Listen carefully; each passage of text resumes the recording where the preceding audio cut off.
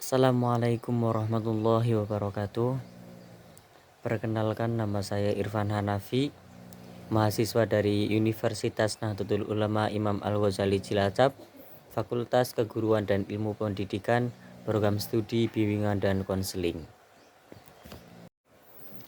Dalam hal ini saya akan menjelaskan tentang konflik dalam remaja. Masa remaja dikenal sebagai masa mencari jati diri. Remaja umumnya berusia 12 sampai 18 tahun. Biasanya duduk di bangku sekolah menengah pertama sampai bangku sekolah menengah atas. Masa remaja adalah masa peralihan dari masa anak-anak menuju masa dewasa yang mengalami perkembangan semua aspek dan fungsi untuk memasuki masa dewasa. Rentan waktu usia masa remaja ini dibedakan menjadi 3 kelompok atau 3 karakter. Yang pertama 12 sampai 15 tahun memasuki masa remaja awal, 15 sampai 18 tahun memasuki masa remaja pertengahan, dan yang terakhir 18 sampai 21 tahun memasuki masa remaja akhir.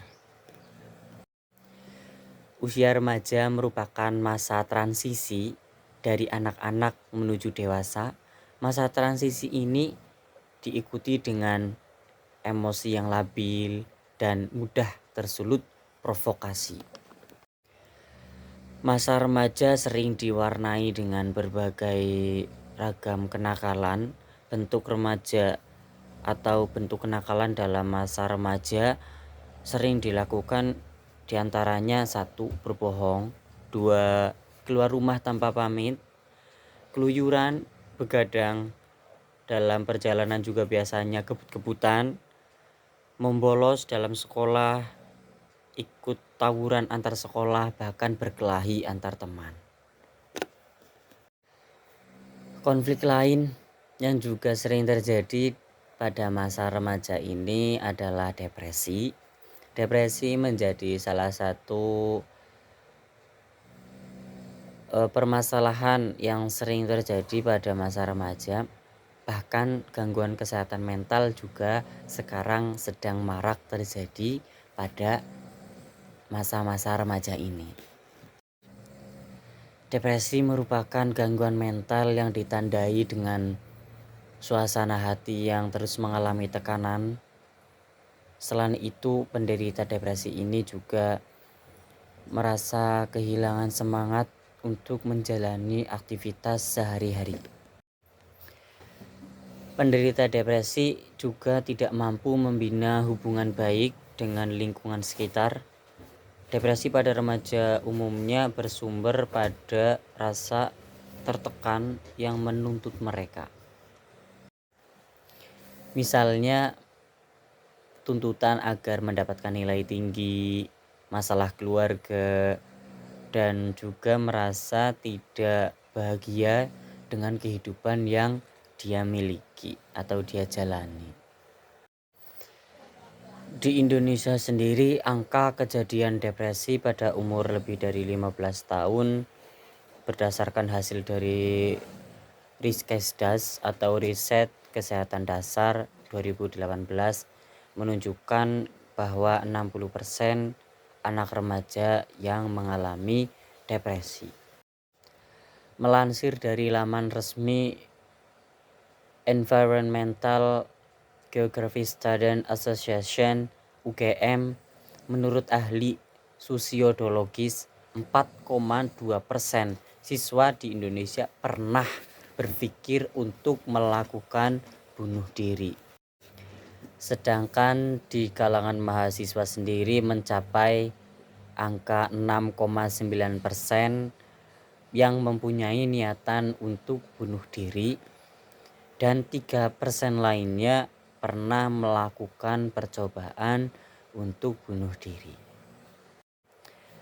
Remaja yang mengalami depresi akan terlihat sedih, tidak bahagia, rewel, suka mengeluh, mudah tersinggung, dan mudah marah. Remaja dengan depresi merasa bahwa tidak ada yang memperhatikannya dan tidak ada yang menyayanginya. Remaja yang mengalami depresi terkadang merasa hampa, tidak merasakan perasaan apapun dan merasakan sakit, mengeluh sakit yang sebenarnya itu tidak nyata. Sangat penting bahwa remaja penderita depresi menerima perawatan yang cepat dan profesional. Ada beberapa cara yang akan saya sampaikan, cara yang paling efektif dan umum terjadi untuk mengobati depresi pada remaja. 1. Psikoterapi.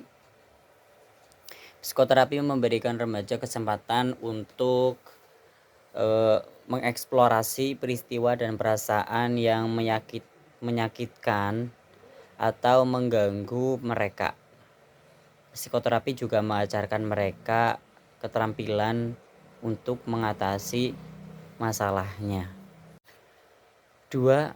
Terapi perilaku kognitif.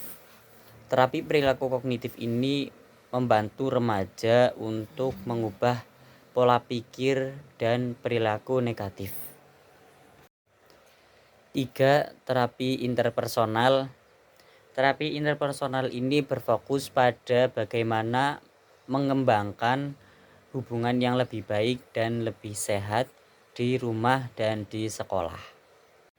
Yang keempat, juga ada obat.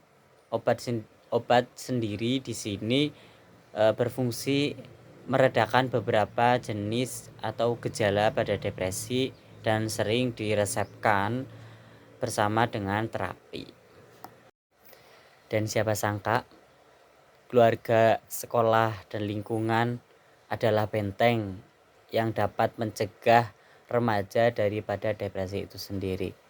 Berkomunikasi dengan anak remaja membutuhkan keterampilan tersendiri. Cara berpikir yang berbeda membutuhkan penanganan yang berbeda pula.